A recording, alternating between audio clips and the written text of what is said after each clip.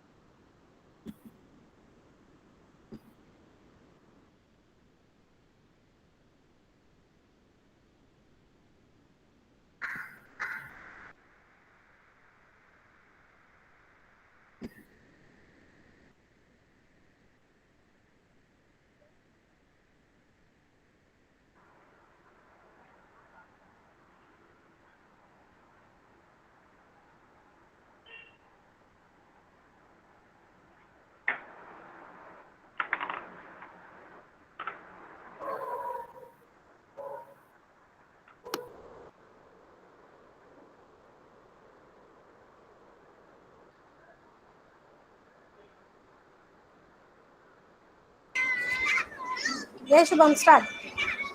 Okay. My voice is clear, no? Thank you. A very warm welcome to all. A very warm welcome to all. It's a wonderful day, and I feel privileged to extend my warm welcome to all present here. A very good morning and warm welcome to our eminent speaker, R.D. Sheila Krishna Swamy ma'am. Guest, Dr. Sangeeta Srivastava ma'am, Dr. Preeti Nanda Sibbal ma'am, Dr. Manoj Kumar Tripathi sir, Dr. Preeti Dave ma'am, Dr. Shelja Jain ma'am, and Dr. Pushpa Bharti ma'am. Dr. Uttam Sharma sir, Coordinator of Sri Vaishnav Institute of Home Science, Dr. Dipali Saxena ma'am, Assistant Professor of Food and Nutrition Department, other Sri Vaishnav Vidyapit faculties, attendants, participants, and students. As Bernard Johnson said, nutrition is the only red meat that can bring all the recovery and can used with her treatment. Hence, food is our basic medicine.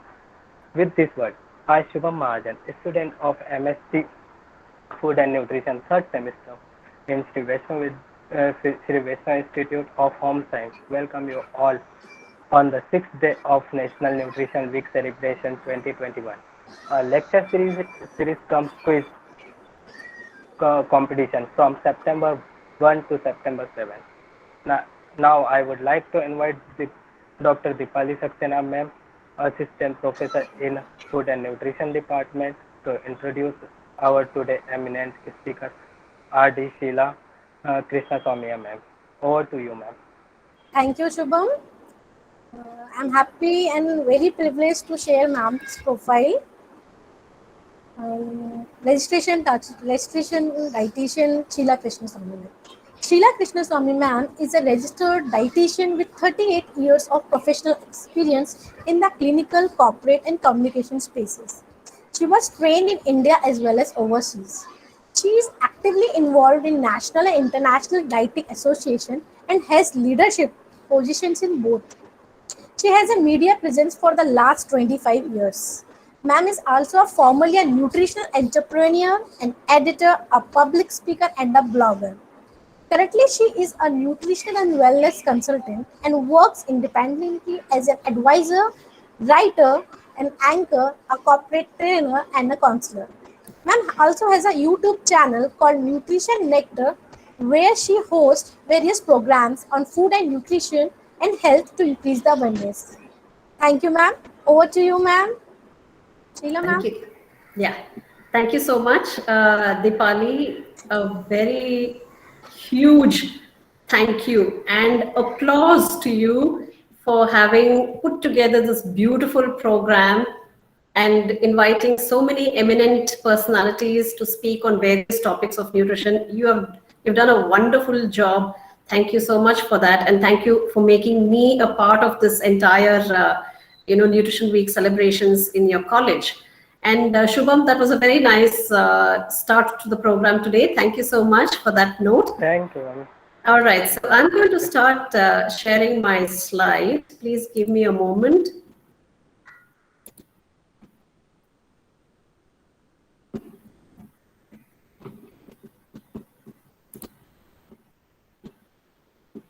Yeah. Oh dear. Now, how do I do this? And please share the full screen. Yeah, I'm doing that. No And are you problem. able to see the slide? Yes, ma'am. Yes, ma'am. It's coming. Yeah, Okay, fine. Fine, ma'am. wonderful. Perfect. So, let me begin by all of you that what I'm going to speak on today is mostly based on my practice. In the last 38 years of practice in the field of nutrition, I've come across several myths and dietary fads, which, in fact, some of them I don't even remember. But so many myths have been, kind of asked. Questions have been asked during counseling and during lecture programs and things like that from the common public. So, and it's very interesting to know how they perceive and how they understand different dietary statements or whatever appears in the media. So I cannot actually list the entire thing today. So I've just taken the most 10 most common myths, and I've tried to, give an explanation to that, or try to bring out the fact for it. And I'll be touching upon the fad diets very briefly. And while I'm doing this, I invite all the participants here to start putting in the chat box the most common myths that you have come across, because you might be knowing something that I don't know, and I might be explaining something that you might not have come across. But then it'll be very interesting during the discussion. We can have a look at all the myths that you have heard and that you have come across, and it'll be interesting to talk about it later. So please start putting them in the chat box. Thank you. All right, let me begin by saying, where we stand as far as myths and food fads are concerned. Today's nutrition world has become a hotbed of debates, discussions, controversies, and hypes, right? Every now and then there is some controversial topic coming up in the field of nutrition. And many people don't know what to believe and what not to believe.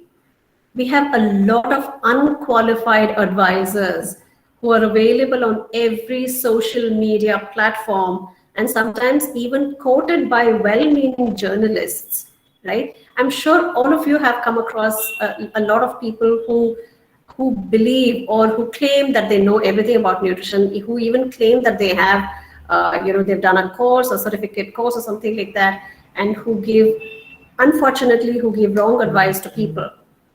The intentions might be good, but the advice is not scientific, right? We've all come across such things. Most people prefer to take dietary advice from relatives, from friends, from neighbors, or from websites instead of going to a qualified dietitian. And this happens everywhere. Supplements are more in demand than nutritious food. Myths and fads are becoming popular faster than sensible meal plans. And I'm sure most of you have come across this situation sometime or the other. So I'm going to go through 10 top myths that I see are most common. The first one is body weight is an indicator of overweight or obesity. It is partly true, body weight is one of the indicators, but not the only indicator, because most people, when they come for counseling, they say, I have put on weight, I need to lose weight. So they think that body weight is the only indicator, but we know that the body mass index, body fat, the waist circumference, the waist height ratio, all of these are parameters that we measure in order to find out whether the person is obese. And in the Indian scenario, the thin fat Indian is a typical example of why body weight is not the only indicator. We have thin people who have excess body fat, which is over and above the normal range, but yet to look at, they are thin, and that itself is obesity. So we need to identify other parameters as well. Myth number 2 is poor food habits are the only cause for obesity. Not necessarily. We have hormonal imbalance, which can lead to excess weight. Emotional eating. I might have very good habits, food habits, but when I'm upset or when I'm stressed or when I'm extremely happy or joyous, I might eat something which is totally unhealthy, even though it does not suit me. So there is definitely a lot of emotional eating that happens. Large portion sizes. We have seen the way the portion sizes have increased over the last few decades, right? Clean plate policy. We have this that everything on your plate has to be cleaned up, even though you take large portion sizes. Unfortunately, that can lead to obesity, not just the poor food habits, but also eating extra amount than what your body requires. Unfortunately, we have seen that people take, especially, in my practice, I've seen in office cafeterias, because they're given free or very low cost lunches, they tend to take the entire plate and fill it up with a lot of food, and then they're told not to waste food, so they tend to eat much more than what is necessary. Inadequate sleep. Studies have shown that inadequate sleep can also lead to obesity because of the change in the hormonal function. And when a person is not sleeping adequately, they tend to eat much more or snack, particularly midnight snacking and all of that can lead to extra weight. So it's not just the food habits. This I picked up from Sharika Khan's slides, which says that causes of obesity in India is not just the dietary habits, which we always think it is. It's also lack of physical activity, working status of parents, because parents are not there for children to guide them to eat right. In most cases, I'm not saying every family has this problem, but in many cases, this is what we see. Academics, too much of sitting down and studying and not enough physical activity. Technology, same story again. Socio-economic status, because the more money we have to spend on food, we tend to spend on the wrong types of foods, which can lead to obesity. Wrong parental approach. Yes, we see this all the time when parents fail to set an example to children what is right and what is wrong as far as food habits or eating habits go. Myth number 3, potato, banana, rice, mango, almonds, etc. cause weight gain. If this were true, then people who eat bananas every day would be really fat, and people who don't eat bananas every day would be thin, right? So the fact remains that no single food can cause weight gain. All foods, when consumed in the right quantities, are not only beneficial to health, but also help to maintain weight.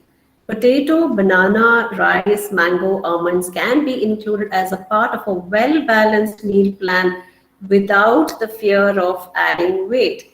It's just we need to understand, how to include, in what pattern to include, in what kind of meal to include, in what quantity to include. All of these are very, very important, and that's where we fail to when we fail to understand this is when we start to gain weight by eating the wrong kind of foods and the wrong kind of quantity. This is just a slide. This is taken from the National Family Health Survey 4, which was published in 2015-2016. Just to show, and since we are talking to a group of people in Indore, here is MP, which shows that in NHFS, sorry, I think this is a mistake. It should be NFHS 3. The prevalence of obesity among men and women 15 to 49 years old was 7.6, and in NFHS 4, it's gone up to 10.9. And similarly with women, from 7.6, it's gone to 13.6. And it's not just in Madhya Pradesh, it's in a lot of other states too. There is a rising obesity and overweight problem in our country. More recently, after the COVID pandemic hit the world, Khan and Smith published this in Obesity Medicine last year, and they termed it COVID-bicity. If this is going to be a new pandemic, because they say that the COVID-19 lockdown produced behavioral, psychosocial, and environmental changes, which through a variety of mechanisms has led to the widespread rapid weight gain among certain populations worldwide. You might have seen it in your practice too, that people are gaining weight, staying at home and not going to work and not leading a normal social life. Kahn and Smith have termed this phenomena as co-obesity. There has been an increase in food shopping, food takeaways, increase in alcohol sales, and in India we have seen there is an increase in ordering in foods while sitting at home, because we have a lot of these food order apps, right? So people have been sitting at home ordering in foods, and this is we've seen that happening in the last 1.5 to 2 years. Furthermore, the combination of working from home, online education, social media usage have all caused screen time to surge. The food industry has intensified online advertising, and a swift response is needed from all stakeholders to prevent co-obesity becoming a pandemic. And this is true in India also. We need to do something. Everyone needs to come together to prevent obesity or weight problem becoming a pandemic. And we want people to remain healthy. We want to prevent obesity and overweight. Myth number 4, exercise will nullify the ill effects of a poor diet. So I've had several people, when they come to me for diet counseling, they tell me that I eat what I want, but I also exercise for an hour every day. So, why do I have to change my diet? So here is what the experts say. This is from British Journal of Sports Medicine, where Asim Malhotra, Tim Noakes, and all of them say that it is time to bust the myth of physical inactivity and obesity. You cannot outrun a bad diet, which means if you have poor eating habits or a poor diet, and even though you exercise 1 hour or 2 hours a day, that is not going to improve your health, right? Because eating right is as important as being physically active. And Eric Ding and others published in the International Journal of Epidemiology, and they say that from a public health point of view, promoting a healthy diet and encouraging physical activity are not mutually exclusive, which means both are equally important. But equally important factors for maintaining healthy weight and reducing the risk of chronic diseases and premature death. So both are very important. Diet absolutely plays a very major role. This is something that has been doing the rounds for, I think, for the last 5 to 10 years. Eating small frequent meals is better than eating 3 large meals. I don't know how many of you believe this, but 3 large meals are actually making a comeback now. 3 meals, and only if required, 1 or 2 snacks in between works better to give the gut some rest. One pattern definitely does not suit all, because there might be some people, for clinical reasons, they might be advised frequent meals, but not everybody needs frequent meals, or eating every 2 hours, or eating every 3 hours. All of that was very, very popular a few years back. But things are changing now. So here's what Antonio Pauly and others published in Nutrients in 2019. They say that while epidemiological evidence indicates an association between higher meal frequencies and lower disease risk, experimental trials have shown conflicting results. Recent prospective research has demonstrated a significant increase in disease risk with a high meal frequency as compared to a low meal frequency, which means they're trying to tell us that there is more risk involved with eating very frequently other than eating less frequently, right? Food consumption that is asynchronous with the natural circadian rhythms may exert adverse health effects and increase disease risk. So circadian rhythms is another big, big discussion, big topic that has come into focus in the last few years. And now everybody is talking about following the biological clock, the circadian rhythm. So don't eat unnecessarily and don't overeat is the basic message when you follow the biological clock, right? A regular meal pattern, including breakfast consumption, consuming a higher proportion of energy early in the day, reduced meal frequency, that is what we normally follow, that is 2 to 3 meals a day, and regular fasting periods may provide physiological benefits such as reduced inflammation, improved circadian rhythmicity, increased autophagy and stress resistance, and modulation of the gut microbiota. I think Preeti Dave did mention something similar in her talk 2 days ago when she spoke on the traditional Indian diets. And I think she also mentioned about autophagy and things like that. But then this is what is actually coming back. And we need to be very proud that, Indians have known all of this for a very long time. Myth number 6, keto and paleo diets are useful for blood sugar control. We have heard this for so many months and years. Ketogenic and Paleolithic diets have become so popular. Even till today, we have people coming to us and saying, "I'm following a keto diet, so I've lost a lot of weight. I'm doing very well. Why should I start going back and eating carbohydrates?" So the fact is, again, this has been published in Indian Journal of Medical Research by Shilpa Joshi, who is a very senior dietitian who practices in Mumbai. And she, along with Dr. V. Mohan, again, a very well-known endocrinologist who practices in Chennai. Some of you might have heard of his Madras Diabetes Research Center. So they published together in 2018, and they said both extremely high, that is 60% and above, and low carbohydrates, that is less than 30% carbs, were shown to have higher mortality rates. The risk of dying was lowest when the carbohydrate intake was between 50 and 55%.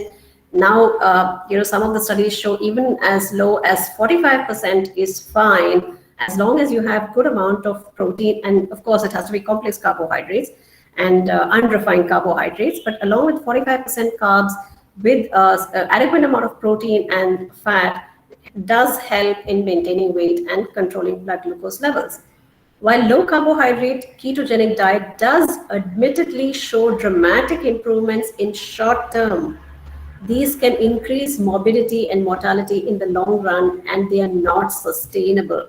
So this is very important. When people come to you saying that keto diet is working for me, so I don't want to go back to what I was eating before, you need to tell them that this works short term, but definitely not long term. And how long can a person actually sustain a keto diet or a paleo diet? It's very, very difficult. It's not practical.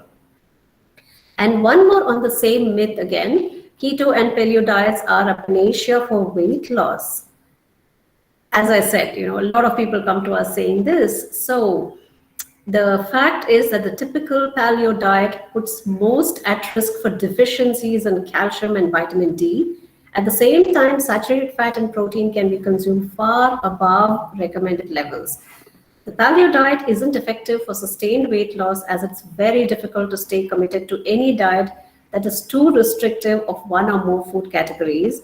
It could over time increase lipids like total and LDL cholesterol, and we don't want that to happen. We need our cholesterol levels to remain within the normal limits. So we need to be very careful with these kind of diets. Myth number 7, gluten-free diets and vegan diets are healthier than normal diets. Now, this again is a very recent fad. Vegan diets have been, I think, in prevalent for many, many decades. But that, I think, is a personal choice. And gluten-free diets for weight loss are becoming a rage now. Everybody wants to go gluten-free because they say, I will lose weight on a gluten-free diet. Yes, you will lose weight because you're removing one category of food or one food group, in large quantities. Definitely there will be weight loss. But is that a way to build health? Certainly not. So the fact is that gluten-free diets are for those with celiac disease or non-celiac gluten sensitivity. Vegan diet is a personal choice and not mandatory for everybody. If meals are not well balanced with these kind of diets, deficiencies can definitely occur with these kind of meal patterns.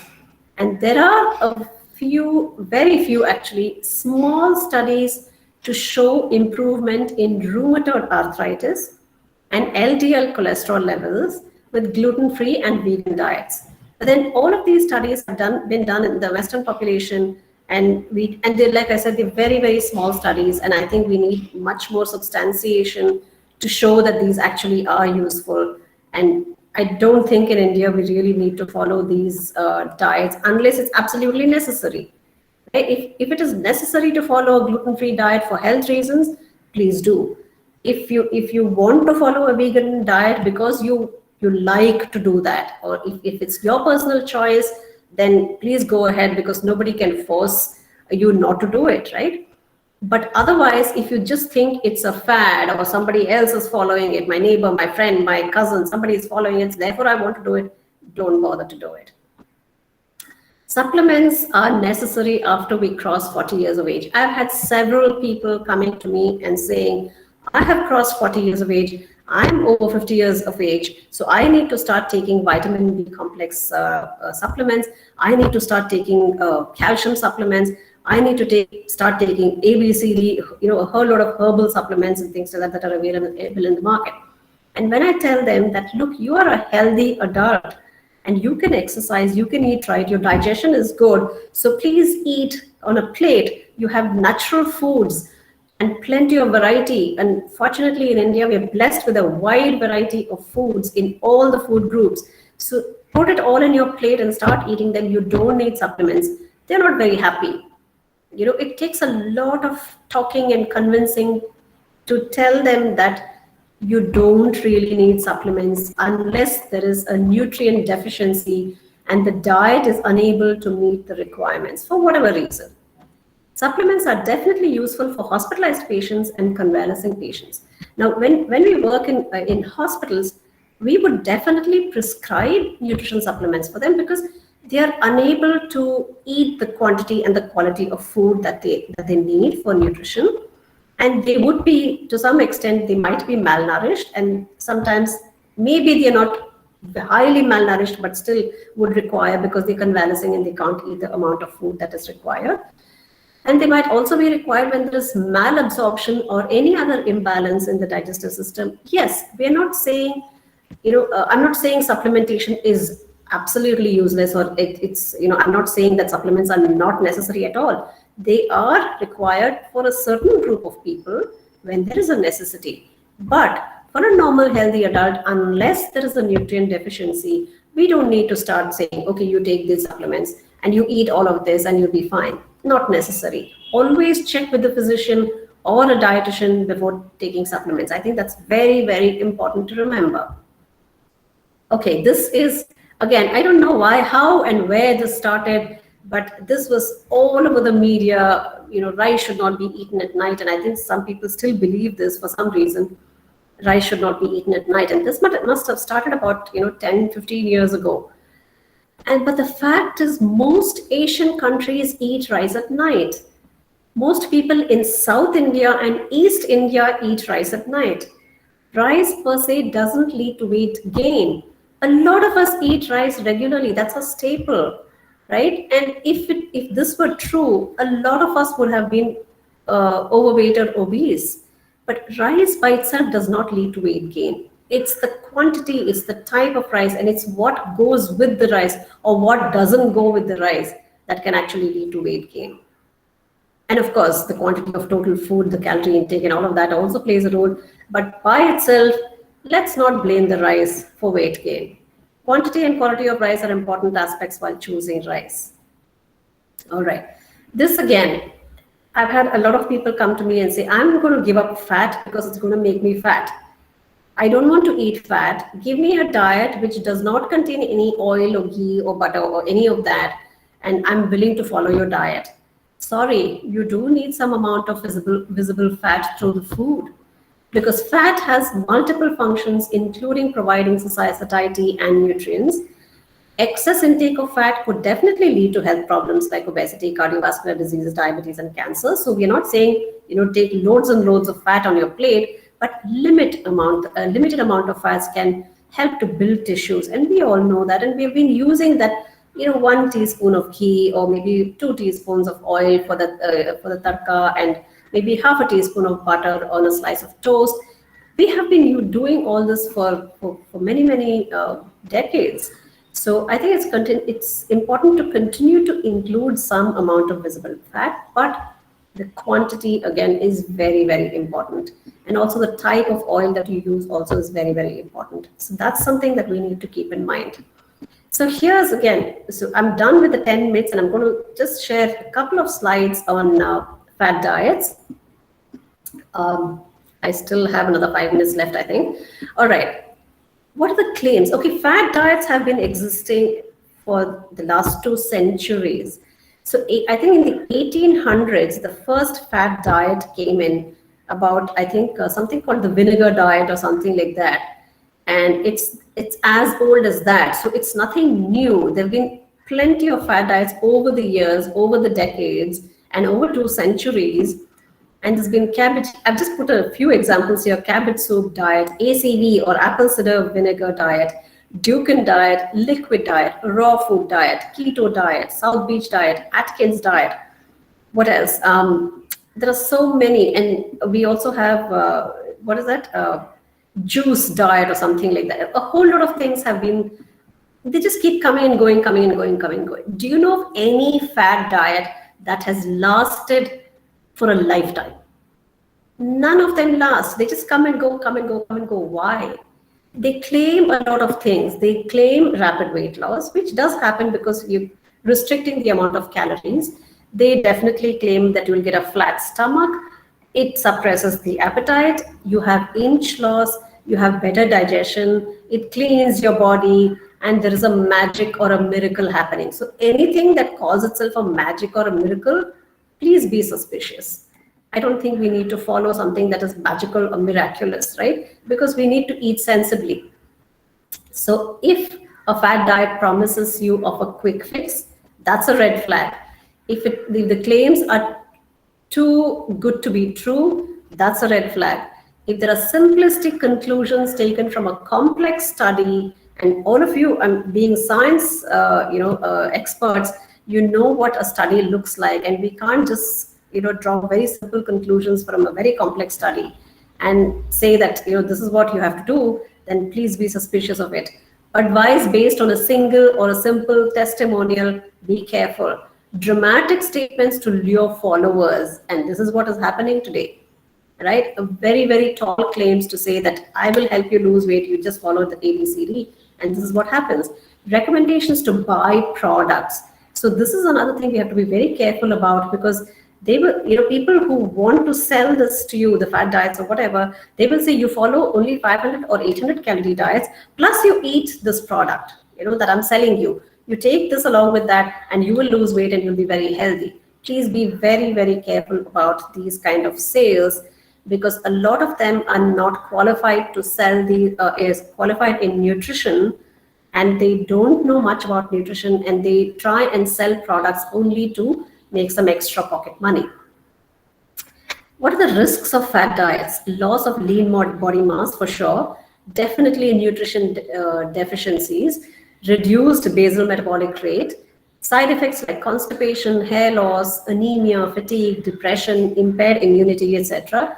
Food cravings, because when you're denied something, you tend to eat, or you want to eat that something, right? And they're not unsustainable at all.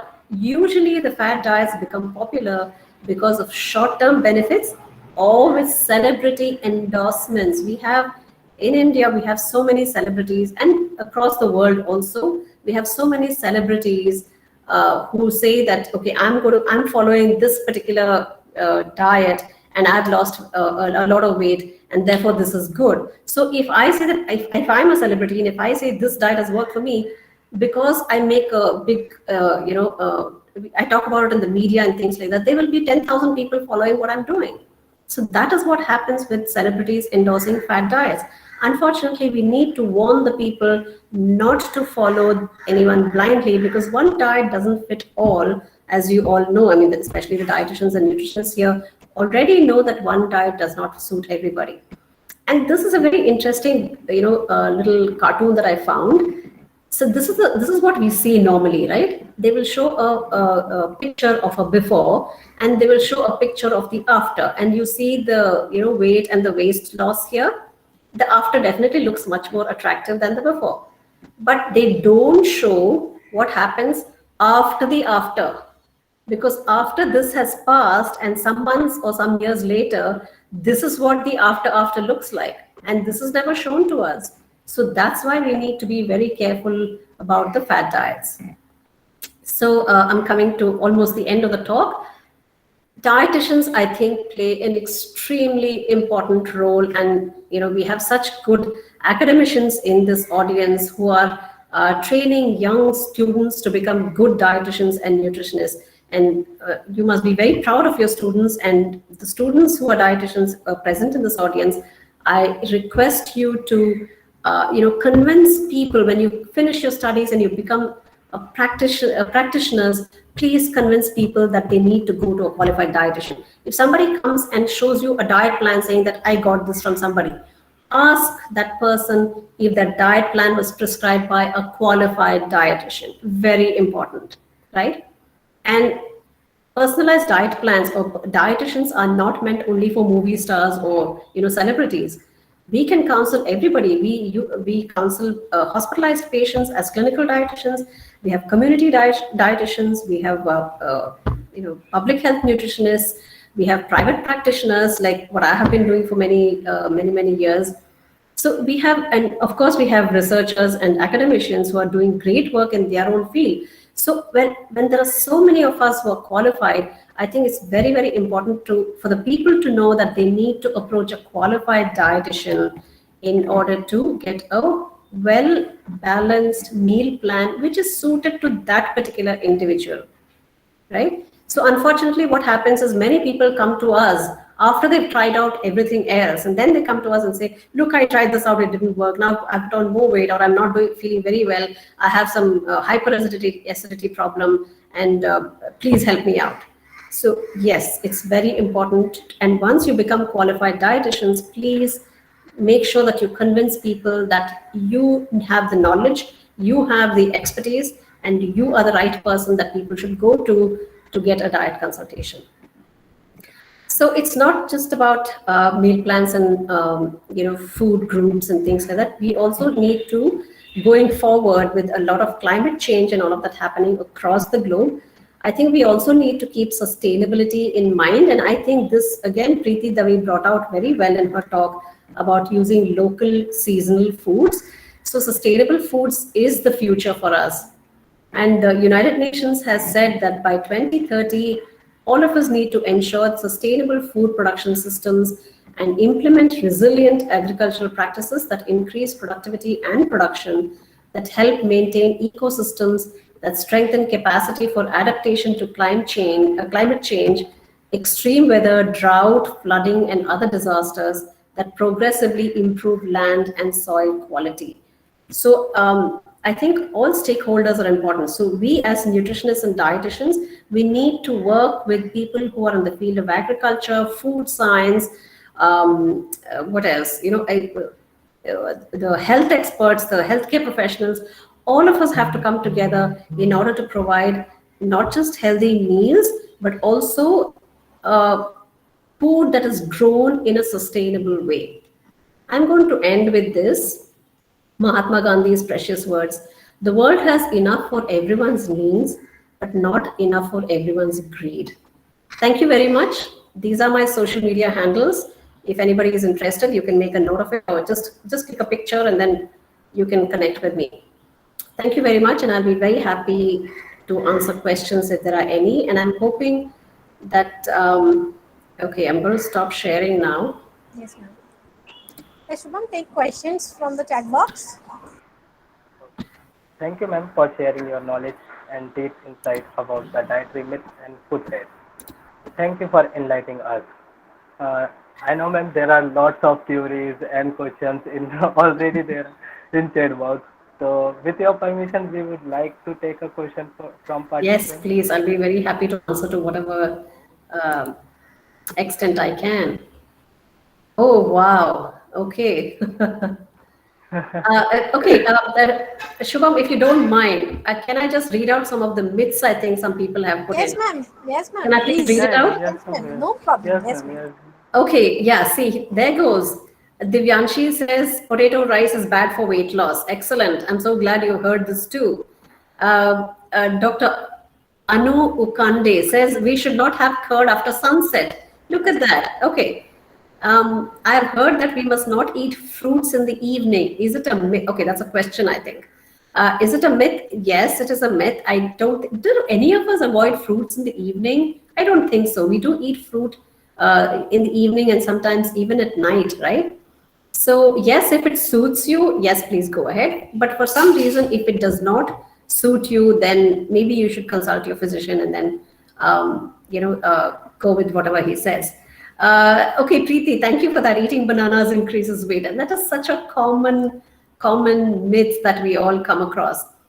Uh, oh yes, thank you so much. I'm sorry, Tripura Sundari, I think is the name. Yeah, fat burning drinks can melt belly fat in 10 days. I'm so glad you mentioned this. Yes, this is another very common myth. Preeti says papaya is a hot food and should be avoided by ladies. Thank you for sharing that.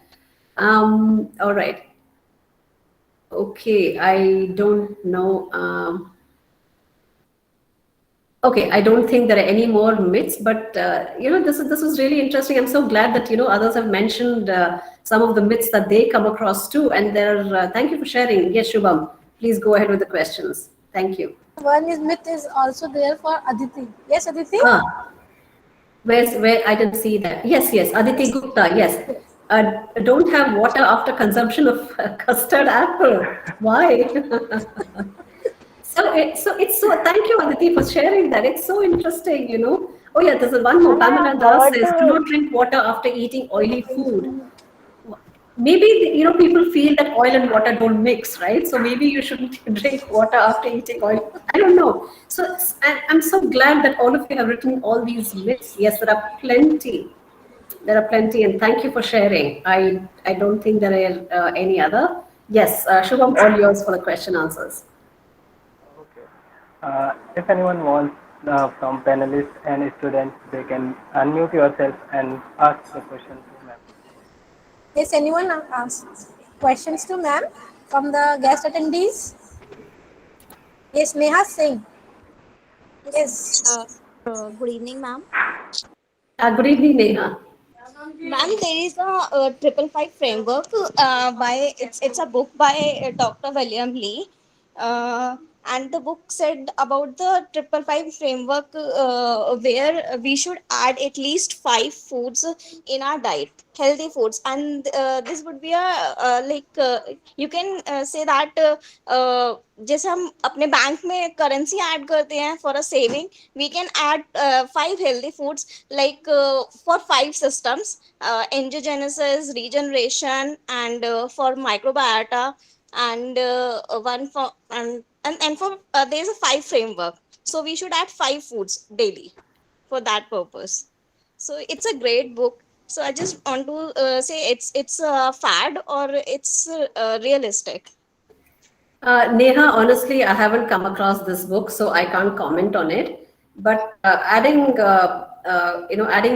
5 food groups is what we also talk about in nutrition science, right? So let me add, Dr. William Lee, I know him very well. He is a very renowned medical doctor who is now an author, and like he's a like celebrity kind of doctor, but I met him in a conference. So his approach is good, and I'm glad that angiogenesis he's bringing from his medical experience. So it's good. And yes, certainly it's a little business mind in his that he got this book, Eat to Beat Disease, and he want to promote that. And that's like really, he became more entrepreneur. So it's fine. But whatever he's recommending, one at a time, add something. There's nothing wrong in his advice. But if we want to do certainly that, oh, we just only eat this 5, no, that is not his intention. Sometimes it looks like, but no, I would still say the best thing is what work best for you. So you should not be inclined towards kind of following one recommendation. But he wrote a book. It's a nice book to read and follow some instructions. But should we change complete lifestyle based on his recommendation? No, I won't agree with that. Okay, thank you. Thank you for sharing that information, Sangeeta. And Shubham, I think there are a lot of questions in the chat. Would you like to take those? Thank you, Sangeeta ma'am.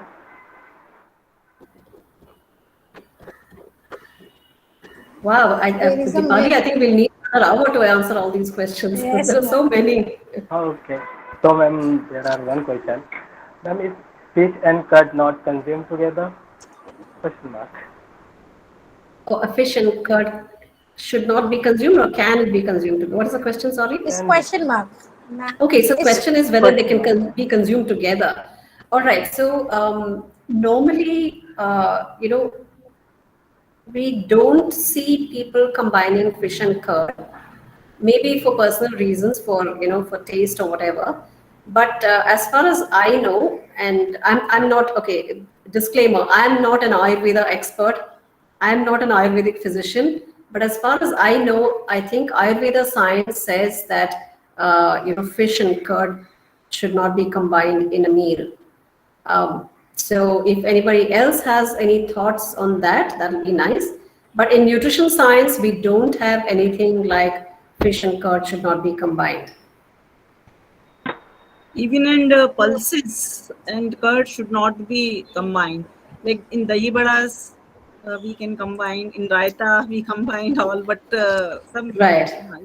some Right. people said that it is not as advisable to take split pulses, especially urad dal, moong dal, and curd together. So, but it is in our practice. It's in practice, yes. So nutrition science does not say this. Yes, but yes. Yeah. All right. I guess that answers the question. Yes. What next, Shubham? Yes, someone is raising the hands. Yes, sir. Please. Ma'am, I'm Sudeep Pandey from Indore. Ma'am, my question is that how dietitian not recommended mushroom? Because we do recommend mushroom. Definitely yes, recommend mushroom because it's a good protein source. but very few dietitian, even if you discussion last 6 day, none dietitian recommended in any presentation you consume mushroom. None, even 6 days I have attended. No, sir. Ma'am mentioned, Jan ma'am mentioned the single cell protein, mushroom, before very, 1 or 2 days. Very few. But as you know, mushroom is a very good health beneficial. If you mentioning vitamin D, first thing come out mushroom because only the source of mushroom. But I think mushroom Okay, is I have a question. I have a comment to make on that. The mushroom grown in sunlight, exposed to sunlight, they will contain some amount of vitamin D. But a lot of mushrooms are grown indoors, and they will not have vitamin D. So I think we need to be very clear on that. If the mushrooms are grown in sunlight, then yes, they will have some vitamin D because they absorb the vitamin D. But if they're grown indoors, and I think a lot of mushrooms are grown indoors in India, so we cannot say that they have vitamin D. I'm sorry. So protein, yes, they do have protein content, but I think we need to be very careful when we talk about vitamin D. Yeah, and I would also like to answer as far as mentioning that nobody ever recommended in last 6 days about the mushroom. So we normally emphasizing, I believe each of us emphasize that you need to eat lots of fruits, vegetables, nuts, and lean protein and all. So the point did not come. We didn't prescribe any single fruit or vegetable individually. So whether we're talking broccoli or apple or banana, so that was the reason mushroom was not pointed out. But we all each single day emphasized eating lots of fruits and vegetables, and mushroom is part of it. very true, ma'am. But I think it's a regular practicing. I have met many dietitian. Okay, it's not the single dietitian promoting mushroom. You eat mushroom. Okay, thank you, participants. Thank you. It's okay from your side. There are other people also. Yeah, I think we should move to the next question. Okay, thank you very much. Thank you. Thank you, sir. Thank Yes. Thank Any you. other? Yes. Okay. Yeah. Yes, Thank you, Tripathi, Sheila sir. madam. Actually, just I want to add something regarding mushroom.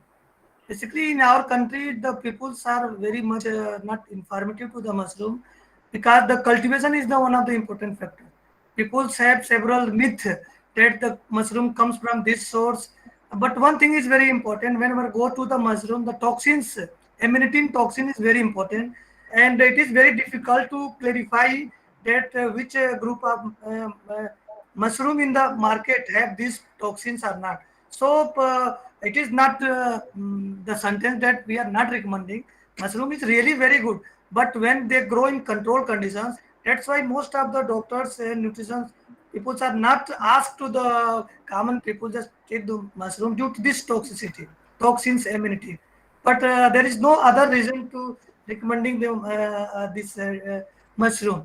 One thing Thank in you. our country is the amanitin toxin, which is the very toxic, which is very much associated with this mushroom.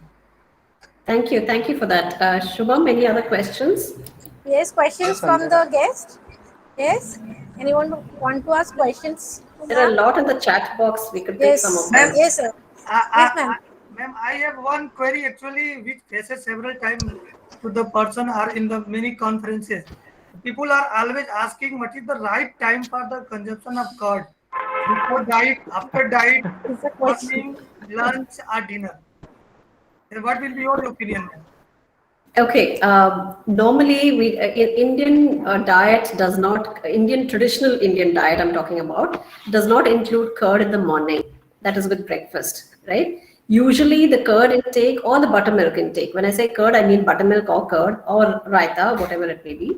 It's usually taken with lunch and dinner, or sometimes lunch or dinner, depending on the individual's likes and habits and things like that.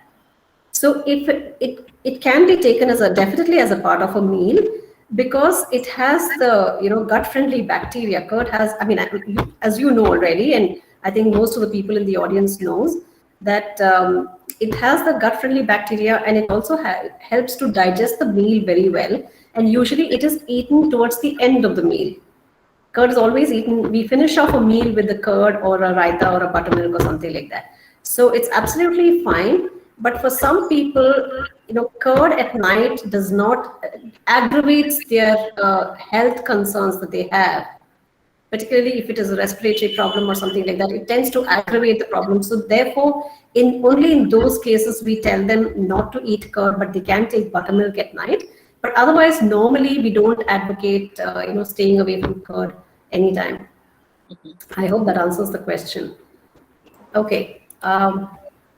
Shubham, take questions from the chat box. Okay. Yes, plenty of Ma'am, questions are pouring into the chat thank you, sir. box. Thank you. Okay, ma'am. Our next question is, if person is a kidney stone patient, in that case, there are lots of restrictions on it, like avoid consumption of milk and diet with high protein and calcium content.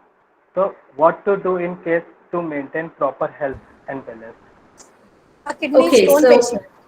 yeah, so this is for a particular patient-related question actually. If it's a renal calculi or a kidney stone, then yes, we do, and most commonly the kidney stones are of calcium oxalate that we see, right? So normally the calcium and the oxalate foods have to be restricted. We don't restrict proteins for kidney stone patients, but yes, the calcium and the oxalates rich foods have to be restricted as long only till that the point that the stones are removed and washed out. And we also recommend a lot of fluids for the removal of for the stones to be kind of flushed out from the system.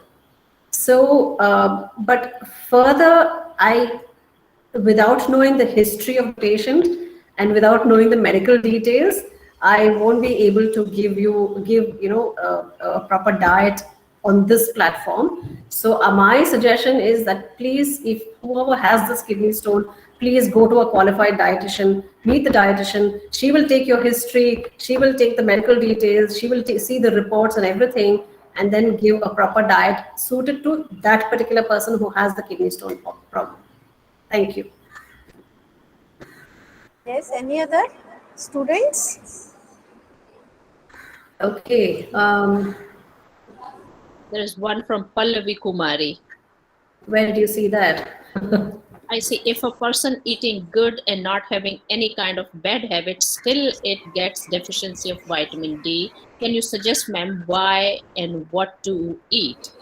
Please, because due to work, it becomes hard and difficult to go under sun. Oh dear, that is such a common problem that we see in the cities. And I presume Pallavi Kumari Singh lives in a city, and maybe that's why she's asking the question. Yes, because we all work in multi-storied buildings and with very little exposure to sunlight. I totally understand what you're saying. I see this kind of problem in my practice all the time, right? Yes, you can eat very healthy, but you also need to exercise. right? Where are you exercising? Are you exercising indoors? That's very important.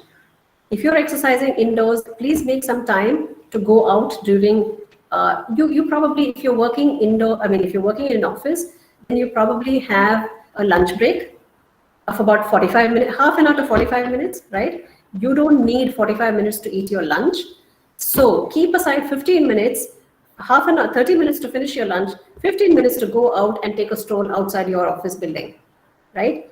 Another thing, you get a tea break. So take that cup of tea in the evening, go out and sip on that tea. In the morning, when you're having your tea or coffee at home, when there is sunlight, there will be sunlight either coming through the window or maybe in your balcony or on your terrace or somewhere. Spend about 5 to 10 minutes there trying to get sunlight on your skin. There are so many ways to get sunlight. Yes, during your work time, you will be inside the office. I completely understand. Or if you're studying, then in college, you will be inside. But you always move out of your classroom and go out in between, right? I'm sure Dipali gives some breaks to your students, don't you, Dipali? Yes, ma'am. Yes, so ma'am. take that, make use of that break and then go out into the sun and get some vitamin Now D. the things are online, they were on homes. That's fine. That's even better because you have more, when there is no classes running, you have so much time. So go out. Your classes start only at 9 o'clock in the morning, not before that. Go out at 8 o'clock in the morning and sit in the sun or walk in the sun for 10 minutes. So if you actually go out and stroll or walk in the sun, you have a double benefit. A, you're getting your exercise. B, you're getting the vitamin D, the sunlight. So please go outdoors. You need to go outdoors. Saturdays and Sundays. You don't have classes on Saturdays and Sundays. You don't work in an office on Saturdays and Sundays. They can take classes plus vitamin D also. They are having classes on their phone. Just like that. Okay, that's wonderful. Look at what a lovely suggestion coming from Dipali. Take the phone itself outdoors and get the, along with the classes, get your vitamin D. There are so many ways that you can go out into the sunlight and get your vitamin D, because very few foods are rich in vitamin D. We have fish. Not many are fish eaters in our country, so therefore that becomes restricted. We have egg yolk. Again, not many people eat egg yolk in our country, so that becomes restricted. And we have mushrooms grown in sunlight, which again, not many people eat mushrooms grown in sunlight, therefore that becomes restricted. Very few foods actually contain vitamin D, right? So we need to go out, and sunshine is the best source of vitamin D. So please go outdoors. You will have a lot of benefits from it. No excuses. All right. I think I've spoken a lot about vitamin D. I want to Yes. point Any out, other questions? I just want to point out what I have seen in my recent practice just post-COVID here in India, because I recommend checking that vitamin deficiency became like very, very prominent. You won't expect that. My own son was deficient when I saw that it came out like 24 or 25. So it's super important. Like the first thing is, doctor do not recommend. And when you start seeing that, especially they won't. And even if we went to doctor, they will not do routine during the annual exam. In India, barely people do it. So I'm seeing this deficiency a lot. So I would encourage any dietitian practicing there, if you are consumer, that if you didn't go to your doctor, I think it's a good idea to go get it checked. And I never promote over supplementation, but whenever there is a deficiency needs to be corrected. Absolutely. I completely agree with what Sangeeta said. If there is a deficiency, please get it checked and start taking vitamin D supplements, because deficiencies can create health problems. Yes. So that's important to cover. And I think I said that in my presentation. If you have a deficiency, supplementation will definitely help you. So go ahead. But if you don't, then you want to get natural vitamin D, go out into the sunlight. The best thing. Mm-hmm. All right. Yes. Any other wants to ask question to ma'am? From panelist. Okay. I saw From another panelist. explain about soy milk, almond milk. What's that? For diet. I'm sorry, what? What was the question again? And about soya milk, almond milk for diet. For diet. So I presume the question is, can one take soy milk and almond milk? Is that the one? Or is it for some kind of a particular, for a particular diet? I don't know, but let me answer in both the contexts. I think it sounds like if somebody is eating soy milk versus almond milk, what do you say about that? I would take a generalization. Yeah, maybe. Okay, so both soy milk and almond milk are fine if you like to buy them and consume them, not an issue. But probably this question is related to the vegan diet, because I did talk about vegan diet. So yes, in a person who chooses to be vegan will avoid the regular, the dairy milk, cow's milk or buffalo milk or whatever it may be. So the dairy milk is normally avoided in a vegan diet. And if you still want to use some kind of milk, a vegan milk, then soy milk is a good option. There's almond milk is a good option. There is, there's so many. Coconut milk is a good option. There are plenty of varieties of plant-based milk. Rice milk is available. So those are the kind of milk that you could use. But then ensure that you are getting all the nutrients. I think that is most important. The bottom line is you have to be sure that you're getting all the required nutrients for your body, right? Even if you're taking these kind of milks. Yeah. Yes. And one question is arising, ma'am. Now there are so many influencers who are talking about one diet counseling with fat diets without a nutritional background. What does the IDAK legally do to prevent such people from this? So this question is very much discussing in our classes. There's so much Instagram accounts, LinkedIn accounts. They have a non-science background. They have no degree of food and nutrition. They were counseling by the 6 months diploma of food and nutrition, something from distance. Yes. We have this. Yes, I completely agree with you, Deepali. We have this problem everywhere. And it is more in the big cities than in the small cities. And it is global. It's not just in India. It's every country faces this problem where qualified dietitians and nutritionists are trying to say that, look, go to a qualified person. So what I would say is that you make your presence felt. If you are a qualified dietitian, please go and start talking about your qualification, the science of what you have learned, the science behind the foods and the diets and all of that. And if people are not convinced, then show them evidence, because we all believe in evidence-based practice, right? So tell them about the evidence that you have, show them the research papers and say, look, this is what it is.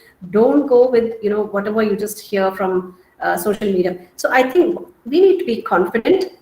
We need to be evidence-based. We need to be sure that, okay, maybe sometimes even the traditional diets may not have a lot of evidence, but then there are time-tested practices. In India, we have time-tested Ayurvedic practices which have worked wonders for people.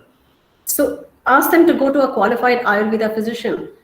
If you're a dietitian, then ask them to come to you and you speak with confidence, with the evidence, and with all the knowledge you can share. If you start telling them, they will definitely come back to you. And in one of my slides, I also showed you that when somebody comes to you, ask them if they're going to a qualified dietitian. If they're going to another qualified dietitian, then it's fine. Just leave them alone. But if they're not going to a qualified dietitian, you need to make yourselves, heard, and you make your presence felt. And I think that is what is going to finally tell the people. And as far as, okay, since you have brought up IDA here, as far as what IDA can do, I don't know, a lot of you might be aware already that the government has formed a council, right? It is called the Allied and Healthcare Professionals Council. So this government has brought, and it has been passed, the bill has already been passed in the parliament, and this council has brought all the healthcare professionals under one umbrella, which means we are also there in that umbrella, the dietitians I'm talking about, right? So as dietitians have come under this council, and this has happened very recently, just last year, end of last year or something, this council has been formed. So going forward, I have a question here, because this question right today popped up to me, that government of India released and the clinical nutrition is not there. I heard from very prominent person from India. I'm sorry, I'm not aware of this. I'm not aware of this, honestly. So the nutrition is there in this, right? Yes, yes, of I course. heard that nutrition is not there. No. Diet. In fact, I wish I had that clipping, but I don't have it now. But there is even a media clipping was also there, which said that this council, Allied and Healthcare Professionals Council, includes not just the nurses, all of them, but also dietitians, physiotherapists, occupational therapists, all the people who work in the healthcare profession will come under. We are already now under that umbrella. Now, because the council has been formed very recently, they still need time to drop the rules and regulations. And I'm sure all of you understand that, right? Because every council, once it is formed, you need to have guidelines and rules and regulations and what happens if that is not followed. All of that will take time to develop. So I think we need to just be a little patient. See, we have, at least I have already, I'm already at the fag end of the career because whatever. So, but all of you are still very young and you have a long way to go. So as you move forward, you will see this being implemented. I think you people are very lucky because there was no such thing when I started my career 40 years ago. So you will really stand to benefit, because under this council, the profession will be more regulated, and that is what all of us need. So it will be more regulated. And as far as what IDA has done in the past, I can tell you, in 2017, I think, in 2017, I don't know how many of you know, but that time I was heading the association. I was the president of the Indian Dietetic Association at that time. And that time we submitted a dossier to the government, because the government requested us to submit a dossier to see, to talk about the education and practice standards for dietitians and nutritionists. So we submitted, this was discussed in the National Committee at that time, and the National Committee and IDA submitted a dossier to the government, and that is actually with the government, and we even received an acknowledgement saying that that will be used later as they start moving forward with the council. So to that extent, yes, IDA has participated in the past, and IDA is still in touch with the government on various aspects, but please be patient is all I can say, because the council has just been formed and it will take some time for the rules and regulations and the, everything to be put in place. Yes. Taking the last question, in case of type 2 diabetes, can we suggest papaya in their diet? If yes, then which one should we suggest, raw or ripe? Yeah, definitely. See, again, as far as diabetes is concerned, it's about the most important thing is blood glucose control, right? Now, if papaya can fit into the total carb intake, in case of diabetes, a lot of people do carb counting. So if papaya can fit into the total carb intake that is available or provided for that particular individual, and it varies from person to person, not all diabetics are the same, right? So if papaya can fit into the diet plan of that particular individual, yes, that definitely that individual can have papaya, right? And preferably ripe papaya, not raw. And but if it doesn't, for some reason, if it doesn't fit into that meal plan or whatever is prescribed for that particular patient, then the dietitian is always there to clarify whether that person can eat papaya or not eat papaya. Yes, ma'am. Madam, excuse me, Deepali, can I ask one question? Yeah, ma'am, actually now I'm feeling some network issues, so I'm not opening my video actually. So ma'am, I have one question. If it is already taken, please skip. It is regarding refined oils. Generally, we have a perception that refined oils are better than non-refined or unrefined oil. So it is in general, when we go to the general public, they will always speak, even in the cooking programs, you will see, ma'am, they will say, add some refined oil, add some refined oil. So ma'am, please give some views regarding this. Okay, in my opinion, I think even it has to be, of course, processed to some extent, but even there is double filtered oil also available in India. So a double filtered oil is less refined than a ultra refined oil. So that definitely double filtered oil also can be used. And I think as long as it's clean and it does not contain any contamination, I think the lesser it is refined, the better it is, because they're super refined and refined 3 times, 4 times, 5 times.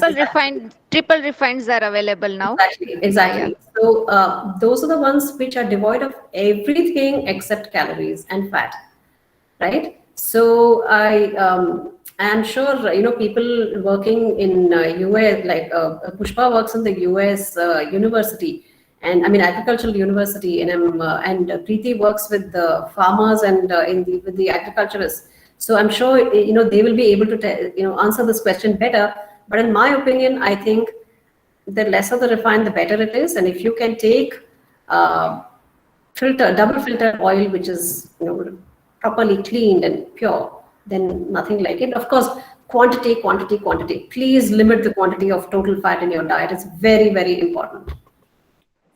Ma'am, Yeah. Kachi ghani is better than refined oil. Yeah, that's what I just want to add here. Cold pressed oil, which is extracted, is much better than the refined oil. Refined oil, it is devoid of so many other essential components. As Dr. Sheila mentioned, it is really refined oil is nothing but the energy. Yeah. So we are going to miss out so many essential nutrients, from the refined oil. So double filtered or cold pressed oil is much better. Yeah, absolutely. I completely agree. Yeah. And cold pressed oils are available in the market today. No, nowadays we are having these oil pressing units, where you can just take the groundnut, get it pressed, and bring it back home. Oh, that's so wonderful. It is available. They are having an enterprise, just like powdering masalas and all that. They have the oil pressing units. So you can take whatever oil seed you want, get it pressed and bring it home. Allow it to settle down for some time, maybe a week or 15 days. You can get the oil, clear oil on top, which can be used. It will have all benefits. Right, but I have a question for this. Isn't there a fear of aflatoxins and things like that, especially when you take, peanuts for pressing in these kind of units? Definitely, it will be there. But if the peanuts are of good quality, that problem doesn't arise. Okay, all right. Yeah, it depends on the quality of the peanuts. Okay, great. That can be done. So, okay. Yeah. Okay. Yes. Yeah. Dr. Sangeeta, Dr. Sheila, it was very nice presentation. Actually, thank you. I wanted to share certain things. Like I have come across when we had been to a village for village stay of the students. I had come across wonderful. I don't know how they get into such things. Myths, actually. They said carrot should not be consumed with sugarcane juice. Sugarcane juice and carrot, if you consume at a time, definitely that will lead to death, they said. Oh my God. So they are so much scared to eat that. I don't know how it is, they never eat in the village. That is the village where they grow a lot of carrots, and they also have the sugarcane production is there. So they make sugarcane juice at home, I mean, in the nearby community places. Units are there, but they never consume sugarcane and carrot together. Maybe because I'm just thinking, Pushpa, maybe because they grow it in their area, maybe they didn't want the localized to over-consume it, and maybe they started something like this. Probably. So that they don't over-consume it and share it with other people. Possible. So we were all wondering what kind of myths are there and fads are there. So your lecture has brought out so many new things, and the participants listed so many. Yeah, that was really wonderful. Wonderful. Yeah. I think Shubham has questions. Yes, Shubham, yes, Yes. So want to continue? Yes. I think I also listened some myth about that. After mango juice or mango shake, or we cannot drink soda or any type of Coca-Cola drink. Okay, so we normally don't advocate sodas at all. I mean, carbonated beverages at all. So whether it's before mango or after mango or any time, we normally say no to carbonated drinks. Right. So absolutely no carbonated drinks, because it's nothing but 100% junk. It has zero nutrition. So carbonated drinks are definitely a no-no. All right. Yes. Anything else, or are we winding up? Yes, Shubham, please. It's 12:30. It's above 12:30. Okay. Yes, Shubham. Thank you, ma'am, for acknowledging the question. The quiz link and feedback link is posted in chat box for the participants. So I request all participants to fill the link of today's lecture. Thank you all for giving your precious time and actively participate. Now we meet tomorrow on 11:30 a.m. on Google Meet with our 7th lecture. This concludes the 6th day of National Nutrition Week 2021. Thank you all. Thank you. Thank you, ma'am. Thank you to all. everybody, Thank you. and all of you stay well and stay safe. Bye-bye. Thank you. I'll see you. Thank you. I'll connect with you, Sheila, soon, and Sure. we'll talk more. And I will look forward to more.